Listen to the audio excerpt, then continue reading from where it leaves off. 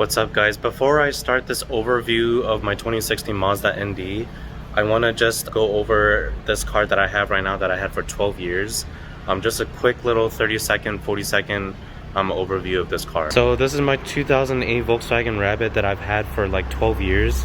This is my first car that I had in high school and I bought it junior year. Sad to say it's for sale and it's gonna be leaving the family soon. It did really well for me. I really had fun with it. It is an automatic, but it mainly served obviously as a daily and like storing car parts in there, surprisingly. Fun little taste mods. It is also tuned as well. It has the APR stage, I believe it's a fully staged tune on there, whatever it is. But fun little car. Definitely treated me well, and it's time to say goodbye to her. So you've been good. I will miss you. Alright guys, well I'm at this usual spot, and today I'm gonna be just briefly talking about the Miata. I'm not gonna really go into specs or anything because you guys can, you know, search that just as a rough specs, but 155 horsepower and about like 148 torque, so it's really not bad for this car only weighing about like 2,300 pounds. So anyways, I got the convertible version and I'm gonna go ahead and just pan to the car. So here's my 2016 Miata ND MX-5. I got it in my most favorite color, which is the 46V Soul Crystal Red Metallic. I'm really happy with just the drivability, how it looks, how aggressive and alienish the front end looks. I really like that look, even with like the LED DRLs over there, you know, the 6K LED headlights and high beams. It's just overall such a really fun driver's car. Again, I think the biggest thing in this car is the color that really got me, and just you guys already know that I really wanted to have this color on the FD, and you know, 46V is the color code, and you know, I asked my friend and he was saying it's like an $8,000 paint job, which is absolutely insane, but I could see why it can be a $8,000 paint job. But I don't think I need to do that anymore because now I have this car in that color. But anyways, so soft top obviously. I believe this is the Grand Touring. I might be wrong. I know it's not the Club for sure because it doesn't come with the BBSs and it does not come with the BBKs, Brembos in the front. But I'm totally okay with that because I would probably change it myself anyways to a different setup. Yes, I did buy the car from CarMax, so the badge is going to be coming off. Anything CarMax related is going to be coming off. No hate on them or anything, but just as my personal taste and what I want to do for this car. Interior design compared to all the other Miatas, it's just, I think it's really clean. They really did update a lot of stuff. Dash looks really clean. The circle vents, I always dig those. The cluster gauge looks really good. The infotainment system. And I like how this is black, whereas I know other Miatas in the past generations came in silver. So I don't know, it's personally it's more like a clean look. The seats are fabric, but I probably will be changing to probably the Recaros that are off of the 2021 BBS Club Sport Edition. It has, I believe, it's a mix of suede and leather. It might be wrong, but they are the Recaros, I know that for sure.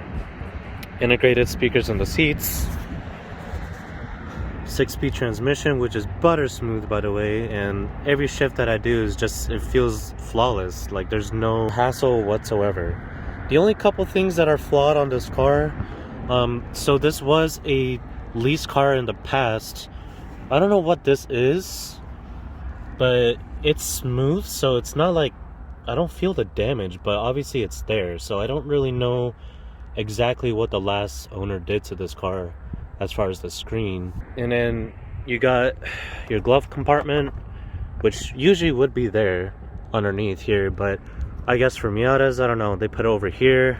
Little storage compartment here for all your small little knickknacks or whatever. This controls all the knobs for the infotainment system, so pretty handy, everything's right there. And I really like, by the way, how this is with the outside of the color of the car. So whatever color of the car you get matches with the inside. So I think that's pretty dope in my opinion. Another thing that is kind of flawed, there are a decent amount of road rashes. I don't know if you could tell through camera, but there's like a bunch of these guys everywhere. Like you can see that, some on the bumper here, over there. It's just kind of like evenly spread out overall. So I'm assuming that this car has been through a decent amount of like road trips, I want to say. Nothing too worried about, it's just something that I did notice. So I'll probably have my friend at the body shop who's doing the FD throw some touch-up paint or buff that out or do whatever you can do. But otherwise, guys, it's solid. It's a really solid looking car. I'm really happy with how it looks. I'm really happy with how it drives. Again, this is my daily that replaces the Volkswagen. You may be asking yourselves, why did I get a Miata? Why did I downsize from a hatchback that has a decent amount of space to a car that practically has no space? Easy answer, I have my mom's car for that. It's the 2008 Volkswagen Passat. Being a sedan and bunch of trunk space, like, that's really the only car that we needed for space. Otherwise, there's some things that I can store in this car, same with the FD, but I really don't need that much space, and usually it's just myself driving anyways. I don't really drive any other person but myself for the most part. Here's the engine bay. Super clean. It almost looks like it's brand new, like there's no dust or anything. I'm pretty sure, yeah, CarMax did, you know, clean it up and stuff and make it look as presentable as possible, but really easy motor to work on. Everything's accessible. That's what I really like about this car, is like everything, there's space between things, you know. Airbox is easy to take off, but like everything is exactly where I would want it to be. And I'm sure even like doing simple oil changes is easy, whatever. But yeah, guys, good looking motor. 2.0 liter. So a couple of my friends asked me what I would be doing to this car. Not really much, and I know I say that now and I am a car enthusiast and that's almost impossible to really believe. But because, you know, this is my daily, and there's, with this car, it's already, a lot of it's already done. Like, so many people take this to the track as is, and it does phenomenal just on whether it's Laguna Seca or Willow Springs. The only thing I would probably change is just a few, you know, couple of like the side marker lights here and there. So let me show you guys real quick here. So I know, thanks to James, keep it low-key TRD, but I saw on his car, which he has the exact same car, by the way, but his is a club version.